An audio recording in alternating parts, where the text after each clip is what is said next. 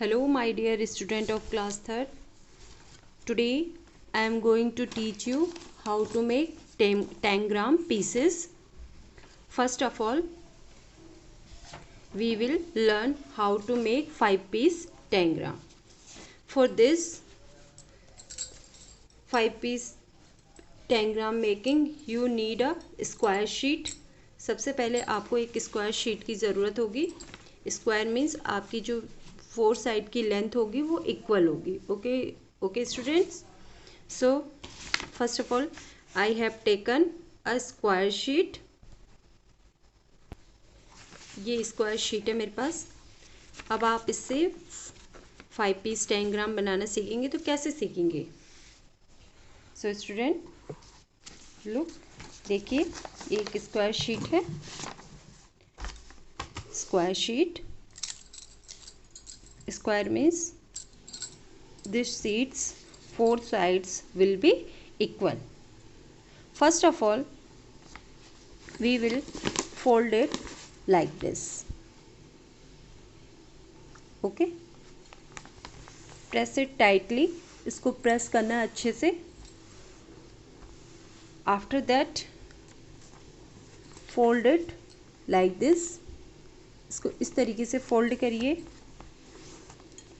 कि square figure will be appear. आपका फिर से स्क्वायर फिगर आ जाए. ये देखिए आपने इस तरीके से पेपर को फोल्ड करा कि स्क्वायर फिगर में आपको फिर से दिख रहा है. Now open it. Now lines appearing on it. Lines आपको इस पर दिख रही होंगी, इसीलिए आपको इसको टाइट से प्रेस करना है ताकि जो क्रीज है वो इस पर आ सके. Okay, once again, first of all we will fold the paper like this. After this we will fold the paper like this and press it tightly. Okay, now open it. Now next step, we will fold paper like this. We will fold paper like this. Paper को इस तरीके से fold करेंगे कि जो इसका shape बनेगा it will be triangle. वो क्या होगा? ट्रायंगल होगा. Now look, this is triangle. 1 2 3 vertex and 3 sides. Okay, now again open it. Next time you will fold it opposite sides. फिर से एक बार आप इसको फोल्ड करेंगे. जो ट्रायंगल आपने पहले बनाया था उसका अपोजिट साइड, और ये आपका फिर से एक ट्रायंगल शेप आ गया. Okay, now open it. Now lines will be appear. Look at. After that, with the help of pencil and scale, we will draw the lines in these shapes. Okay, so students, first of all, this is a center point. Mark it. जो line आपको इसमें दिख रही है उसमें जो square आपको दिख रहा है उसको आप सबसे पहले with the help of scale you will draw the line. Okay, clear? After that we need a triangle also. So इसका एक कॉर्नर लेके आप इसको इस तरीके से करेंगे.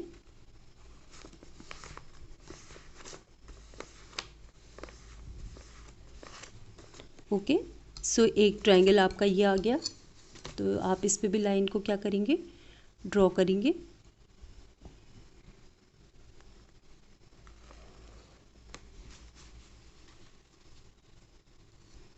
क्लियर? नाउ ये शेप आपका दिख रहा है आपको. देखिए स्क्वायर, ट्रायंगल, और ये शेप आपका क्या निकलेगा? Parallelogram. So draw the line here.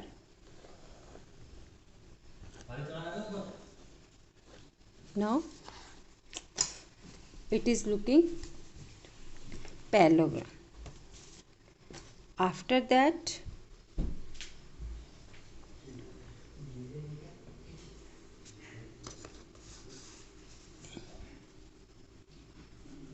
one line will be draw here. Okay, now it is 5-piece tangram. 1 2 3 4 and 5. Okay, फिर से एक बार बता देती हूँ. सबसे पहले आप पेपर को फोल्ड इस तरीके से करेंगे, फिर आप उसे इस तरीके से फोल्ड करेंगे. उसके बाद आप इसको ओपन करेंगे. ओपन करने के बाद आप इसको डायगनल में, इसी को कहते हैं डायगनल, जहाँ से एक प्लेन शेप की एक कॉर्नर दूसरे कॉर्नर से टच होता है, मिलता है, ये होता है आपका डायगनल. एक बार आपने ऐसे डायगनल बनाया तो ये ट्रायंगल शेप में आएगा. दूसरी बार आप इसको इस तरीके से फोल्ड करेंगे तो ये फिर एक ट्रायंगल शेप में आएगा. क्लियर. नाउ इस पे जो आपको स्क्वायर दिख रहा है उस पर आप एक लाइन ड्रॉ करिए. उसके बाद हमें एक और ट्रायंगल की ज़रूरत है, तो आपका एक कॉर्नर जो है, कोई सा भी एक कॉर्नर लें और उसको आपका जो सेंटर पॉइंट है वहाँ पे टच करिए, वहाँ तक उसको ले जाइए. ओके, सो आपका एक और ट्रायंगल आ जाएगा. फिर जो आपका शेप बचेगा उस ट्रायंगल के पास वो आपका पैरेललोग्राम होगा. और इस तरीके से आप सारी लाइंस को क्या कर देंगे, ड्रॉ कर देंगे. ओके, अब आपने इसको लाइंस ड्रॉ कर दी, आपके शेप्स आ गए ना. अब आप इसको नंबर्स देंगे. तो आप कैसे नंबर देंगे इसको? फर्स्ट ऑफ ऑल 1, जो आपके बिग ट्रायंगल है ये 1. इसके साइड में जो स्मॉल ट्रायंगल है दिस इज 2. ना स्क्वायर ये 3 हो जाएगा आपका. Parallelogram 4 and 5. Now student you will cut these pieces with the help of scale. अब आप इस जो भी पीसेस बने हैं उनको आप scale you will cut these shapes with the help of scissor. आप इनको सीज़र की हेल्प से कट करेंगे. फर्स्ट ऑफ ऑल जो 1 नंबर शेप है आप यहाँ से कट करेंगे, यहाँ से यहाँ वापस अपनी सीज़र को लाएंगे, 1 सेपरेट हो जाएगा. फिर इसी तरीके से आप 2 को भी सेपरेट करेंगे, 3 4 5. जब भी आप इनको सेपरेट कट करेंगे सीज़र से तो आप अपने पेरेंट्स की हेल्प लें, वो आपको समझाएंगे कि इसको कैसे आपको कट करना है. ठीक है, ये जो फिगर्स आपके आ जाते हैं उसके बाद इनसे आप अलग अलग टाइप के शेप्स बनाना सीखेंगे. उसके बाद मैं आज आपको समझाती हूँ 7-पीस टैंग्राम. 7-पीस टैंग्राम में आपको कैसे बनाना है. फर्स्ट ऑफ ऑल स्टूडेंट, इसके लिए भी आपको क्या चाहिए, एक स्क्वायर शीट चाहिए. उसको आप क्या करेंगे, डायगोनल में इस तरीके से आप इसको फोल्ड करेंगे. क्लियर. फिर एक बार फिर से आप इसको इस तरीके से फोल्ड करेंगे.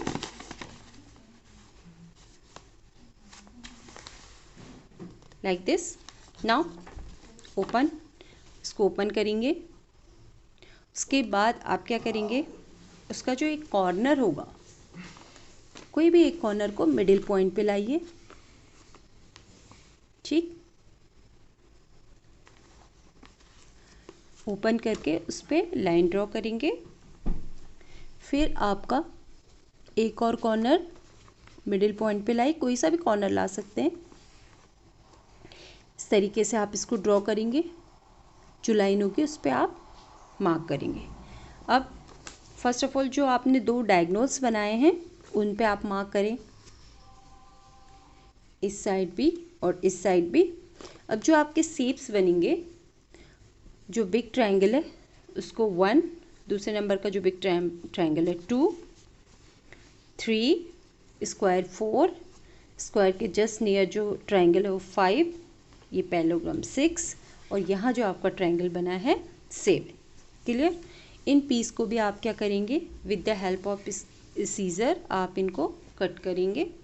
क्लियर. इन शेप्स से जो डिफरेंट फिगर्स बनते हैं वो आपको मैं नेक्स्ट वीडियो में बताऊंगी और समझाऊंगी कि कैसे आप किसी भी फिगर को बनाने के लिए, किसी भी पिक्चर को बनाने के लिए इन फिगर्स का यूज़ करते हैं. Okay, so student, in your book your next topic is floor pattern. आपका जो नेक्स्ट टॉपिक है वो फ्लोर पैटर्न है. फ्लोर पैटर्न मीन्स यूजुअली आप देखते हैं कि आपके घर में आपकी वॉल, जो दीवारें होती हैं, जो आपकी फर्श होती है, उस पर क्या लगी होती है, टाइल्स लगी होती हैं. यही टाइलों का जो डिज़ाइन होता है वही आपके फ्लोर पेंटिंग में, फ्लोर पैटर्न में आता है. सो यहाँ पे आप देखिए किस तरीके से टाइल को एडजस्ट किया गया है, टाइल को लगाया गया है कि उनके बीच में कोई भी गैप या ओवरलैप नहीं है. ओवरलैप मीन्स एक के ऊपर एक टाइल नहीं है, बिल्कुल इस तरीके से फिट करी गई है कि कहीं पे भी आपको गैप नहीं दिख रहा है और कोई भी टाइल एक के ऊपर एक नहीं है.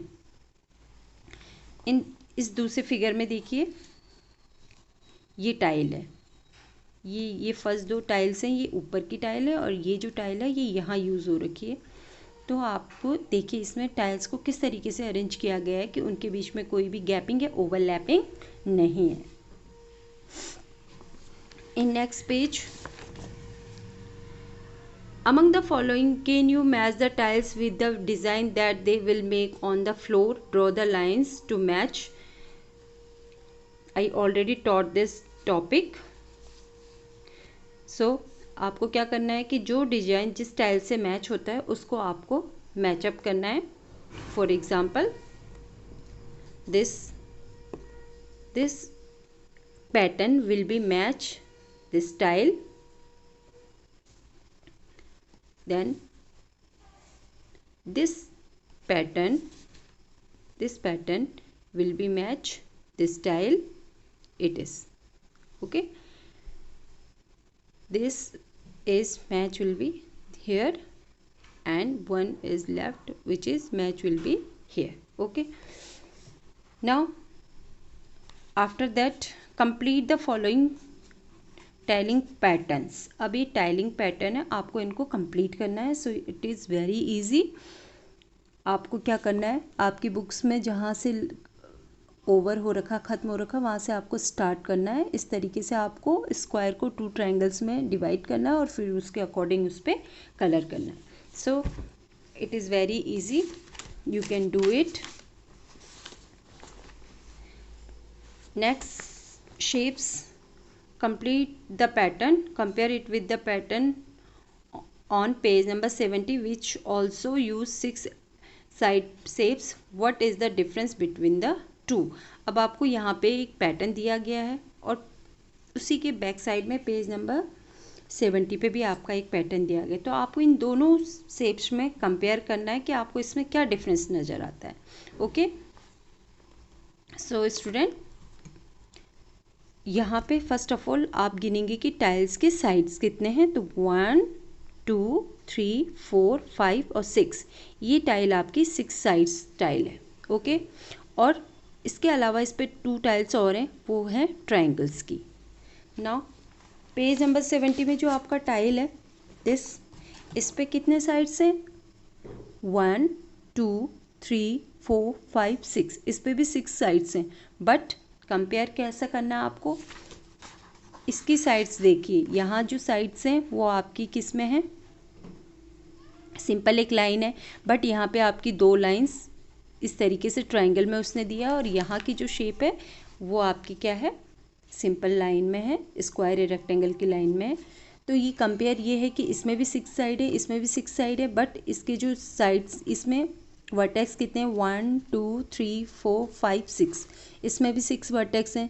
इसमें 1 2 3 4 5 6, इसमें भी 6 वर्टेक्स हैं. बट कंपेयर इसमें यही है, इनका डिफरेंस यही है कि यहाँ पे 2 वर्टेक्स साथ में मिल रहे हैं तो वो ट्रायंगल का शेप दे रहे हैं. यहाँ पे जो वर्टेक्स आपके मिल रहे हैं वो ट्रायंगल का शेप्स नहीं दे रहे हैं. यही इनके बीच में डिफरेंस है. एक और डिफरेंस है कि इसमें सिर्फ एक टाइल का यूज़ किया गया और इसमें 2 टाइप्स की टाइल का यूज़ किया गया. एक तो आपका 6 साइड वाली और एक आपका 3 साइड्स वाली. Okay, Now in next question, Khushbu and Haris live in Agra. One day they went to see the Taj Mahal. The floor had the pattern shown below. एक दिन खुशबू और हारिस ताजमहल देखने के लिए गए और उनको जो पैटर्न दिखा फ्लोर पे वो इस तरीके से है. खुशबू कहती है कि मेरे को लगता है कि इस पैटर्न में, खुशबू कहती है यहाँ पे, मेरे को लगता है कि ये जो फ्लोर पैटर्न है इसमें 2 टाइप की टाइल्स का यूज़ किया गया है. बट हारिस कहता है कि नहीं, मुझे लगता है कि यहाँ पे सिर्फ एक ही टाइल का यूज़ है. बट स्टूडेंट, यहाँ पे सिर्फ एक ही टाइल का यूज़ कर रखा है, बट उसको इस तरीके से अरेंज किया गया है कि आपको लग रहा है कि वहाँ पे एक और टाइल आपको दिख रही है. ठीक है.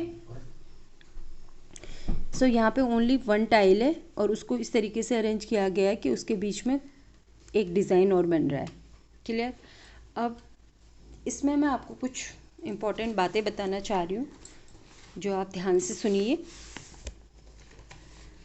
सबसे पहले टाइल क्या होता है. क्या होती है टाइल. टाइल एक हार्ड मटेरियल की स्लैब होती है जिसका यूज़ हम अपने घरों की फ्लोर को कवर करने के लिए, वॉल्स को कवर करने के लिए यूज़ करते हैं. Okay. So first of all, a tile is a thin slab of hard material. Tile जो होती है वो एक मोटी स्लैब होती है जो एक हार्ड मटेरियल से बनी होती है. अब नाउ नेक्स्ट आता है कि टाइलिंग क्या होता है. टाइल लगाना या टाइलिंग क्या होता है. तो जब हम किसी भी सरफेस को कवर करने के लिए किसी भी ज्योमेट्रिकल शेप, जो आपकी टाइल्स होती हैं वो मेनली ज्योमेट्रिकल शेप्स में होती हैं, square, triangle, rectangle, side 5 sides में, 6 साइड्स में, इस तरीके से होती हैं. वो आपके ज्योमेट्रिकल शेप्स में होती है और उन शेप्स को किसी भी सरफेस को कवर करने के लिए इस तरीके से लगाया जाता है कि उनके बीच में कोई भी गैप या ओवरलैपिंग ना हो. मीन्स कि अगर आप टाइल लगा रहे हैं तो उनके बीच में ज़रा सा भी स्पेस नहीं होना चाहिए. और दूसरी बात, एक टाइल के ऊपर दूसरी टाइल नहीं होनी चाहिए. ओवरलैपिंग का मीन्स एक टाइल के ऊपर दूसरी टाइल नहीं होनी चाहिए. So what is tiling. Listen it carefully. What is tiling? The covering of an area or surface with the regular shapes without any gap or overlapping is known as tiling or टेस्टिलेशंस. इसको tiling या टेस्टिलेशन कह सकते हैं. Tiling और टेस्टिलेशन का मतलब एक ही होता है.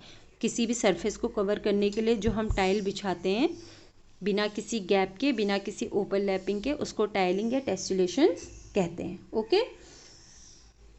सो depend on this topic I have some exercise which I am going to see you. Okay. These are the patterns of tiles. ये क्या है. टाइल्स के पैटर्न्स है और इसी को टाइलिंग कहते हैं. ये जो सरफेस को कवर कर रखा है उसको हम क्या कहेंगे, टाइलिंग या टेस्टिलेशन. ओके. ये देखिए इस तरीके से टाइल लगी. आपने अपने घरों में ऑब्जर्व किया होगा कि किस तरीके से टाइल्स को लगाया जाता है ताकि किसी एरिया को कवर किया जाए. ना स्टूडेंट, आपको बताना है कि which of the following two is tiling pattern. Draw the individual tiles use to create these designs. ये 2 डिज़ाइंस है. ठीक है. इसमें आपको बताना है कि कौन सा टाइलिंग का पैटर्न है और कौन सा टाइलिंग का पैटर्न नहीं है, एग्जाम्पल नहीं है. और इन टाइल्स में एक इंडिविजुअल टाइप, मतलब किस टाइप की, कौन सी शेप की टाइल्स का यूज़ किया गया है वो आपको बताना है. तो देखिए फिगर फर्स्ट ये ऐसा है और फिगर 2 ये आपका ये है. दोनों में ही टाइल्स का यूज़ हो रखा है. बट ये जो फिगर है इसमें आपको कहीं पे भी कोई गैप या ओवरलैपिंग नहीं दिख रही. यहाँ पे इनके बीच में कोई भी गैप नहीं है. एक टाइल को दूसरी टाइल से इस तरीके से फिट किया गया है कि उसके बीच में कोई भी गैप नहीं है. So this is the example of tiling. ये आपका एग्जाम्पल होगा टाइलिंग का. But see in figure 2.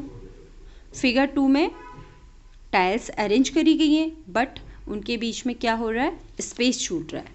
देखिए ये टाइल्स इसने लगाई हैं बट इनके बीच में एक स्पेस छूट रहा है. ओके.